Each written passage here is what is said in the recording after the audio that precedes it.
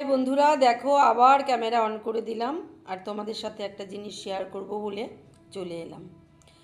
এখানে আমি দেখো একটা ব্যাটার বানিয়ে নিয়েছি। এই ব্যাটারটা হলো মালপোয়ার ব্যাটার। আমি আজকে মালপোয়া বানাবো। তো তোমরা প্রত্যেকেই মালপোয়া বানাতে জানো, আমি জানি। তো আমি কিভাবে বানাই সেটাই তোমাদের সাথে আজকে একটু শেয়ার করব। দেখো মালপোয়ার ব্যাটারটা কিন্তু আমার একদম রেডি। এখানে আমি নিয়েছি সমপরিমাণ সুজি, চিনি এবং ময়দা। আর ব্যাটারটা আমি দুধ দিয়ে গুলেছি। আর ব্যাটারটা গোলার আগে আমি 1 ঘন্টা মতো সুজিটাকে ভিজিয়ে রেখেছিলাম। দেখো এইরকম ঘনত্ব হয়েছে। আর এখানে দেখো আমি মৌরি দিয়েছি, মৌরিটাকে একটু থেতো করে দিয়েছি। মালপোয়াতে কিন্তু মৌরি দিতেই হবে, এই মৌরির গন্ধটাই কিন্তু বলে দেয় যে এটা মালপোয়া। দেখো ব্যাটারটা না পাতলা না ঘন, ঠিক এই রকমই হবে। তো ব্যাটারটা আমার একদম রেডি। তো চলো শুরু করে দিই। আর বন্ধুরা আমি কড়াইতে কিন্তু তেল বসিয়ে দিয়েছি। এখানে রিফাইন্ড অয়েল দিয়েছি। প্রথমে তেলটাকে খুব ভালো করে গরম করে নিতে হবে। তারপরে গ্যাসের হিটটা একটু কমিয়ে লো টু মিডিয়ামে রাখবো। এবার দেখো আমি একটা এরকম গোল হাতা নিয়েছি। এরকম গোল হাতা নিলে একটা সুবিধা হয় কি, প্রত্যেকটা মালপোয়া একই সাইজ হয় এবং মালপোয়াগুলো বেশ গোল হয়। দেখো 1 হাতা করে নিলাম, নিয়ে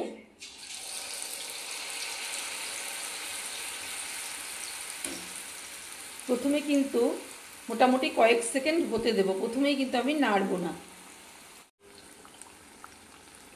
মোটামুটি 30-40 সেকেন্ড এটাকে হতে দিলাম। এবার আমি উল্টে দেব। দেখো কত সুন্দর একদম লুচির মতো ফুলে গেছে। এটাকে আমি উল্টে দেব।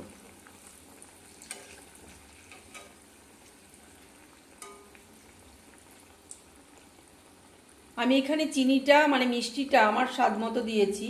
তবে তোমরা কিন্তু মানে মালপোয়াগুলো ভাজার আগে মুখে দিয়ে একটু টেস্ট করে দেখে নেবে। মিষ্টিটা তোমাদের স্বাদ অনুযায়ী কম বা বেশি দিতে পারো। দেখো হয়ে গেল আমার মালপোয়া। এবার মালপোয়াতে কিন্তু অনেকটা তেল সোক করে, সেই জন্য খুব ভালো করে তেলটাকে ঝরিয়ে নিয়ে তবে ওঠাতে হবে।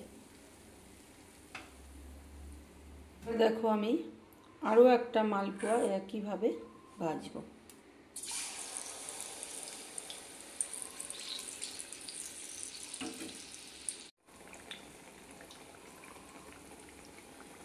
কিছুক্ষণ হতে দিতে হবে। এবার আমি মালপোয়াটাকে উল্টে নেব।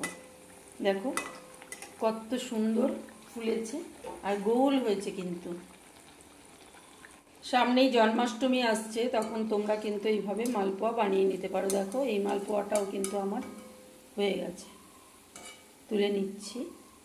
দেখো কত সুন্দর হয়েছে।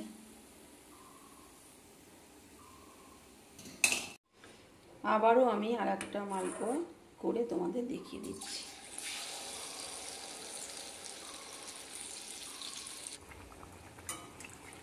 দেখো এটারও 1 পিঠ হয়ে গেছে। আমি উল্টে দিচ্ছি। কি সুন্দর ফুলছে মালপোয়াগুলো। আর ওই গোল হাতাটা মেপে দিলে না একরকম মানে সাইজটা একদম গোল গোল একই রকম হয়। এই মালপোয়াটাও কিন্তু আমার ভাজা হয়ে গেছে একদম ঠিকঠাক। তেলটাকে ঝরিয়ে নিয়ে উঠিয়ে নিচ্ছি। এভাবে আমি সব মালপোয়াগুলোই ভেজে নিচ্ছি, তারপর তোমাদের দেখাচ্ছি। এই দেখো বন্ধুরা, ফাইনালি আমার মালপোয়া ভাজা কিন্তু সবগুলো একদম কমপ্লিট। সবগুলো ভেজে আমি থালাতে সাজিয়ে নিয়েছি। আর দেখো প্রত্যেক কটা কিন্তু সমান সাইজের হয়েছে আর একটাও নষ্ট হয়ে যায়নি। খুব সুন্দর হয়েছে।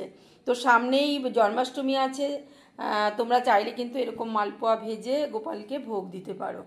তো আর একটা কথা বলি, এই মালপোয়াগুলো কিন্তু রসে মানে চিনির শিরাতে ভিজিয়ে খেতে পারো, ভালো লাগে খেতে।